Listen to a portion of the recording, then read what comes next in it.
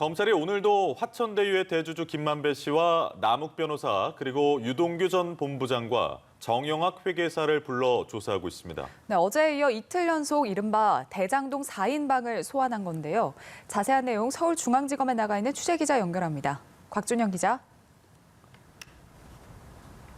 네, 어제에 이어 오늘 아침부터 이른바 대장동 의혹의 핵심 4인방이 검찰 조사를 받고 있습니다. 우선 9시 반쯤 남욱 변호사가 먼저 도착한 데 이어 30분 간격을 두고 김만배 씨도 이곳에 출석했는데요. 두 사람 모두 취재진의 질문에 이렇다 할 답은 하지 않았습니다. 남 변호사와 김 씨 외에 유동규 전 본부장과 정영학 회계사도 오전부터 다시 검찰 조사를 받고 있습니다. 어제도 이들 핵심 4인방에 대한 검찰의 조사는 오후부터 늦은 밤까지 있었는데요. 검찰은 어제 조사에서 대장동 개발을 둘러싼 배임 혐의를 집중 추궁한 것으로 전해졌습니다. 초과이익 환수 조항을 넣지 않아 민간 사업자에게 막대한 이익이 돌아갔고 또 이로 인해 성남시에 1,100억 원대 손해를 입혔다는 게 검찰의 판단입니다. 왜 이런 사업 구조가 만들어졌는지 그 배경과 진행 과정 전반, 이 각자의 지분 등을 재차 캐물은 것으로 알려졌습니다. 검찰은 어제 부른 인물들을 상대로 대장동 사업 인허가 과정에서 정관계 로비가 있었는지도 조사했습니다. 수익금 배분 문제와 이른바 50억 클럽 등에 관해 이들의 진술이 엇갈리고 있어 이 부분을 집중적으로 파고든 것으로 알려졌습니다.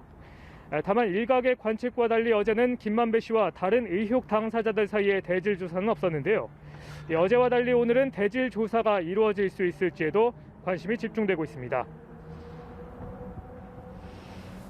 네, 구속 수감 중인 유동규 전 본부장의 경우에는 내일이면 구속 기간이 만료되는데 유 씨에 대한 검찰의 수사는 어떻게 진행되고 있습니까?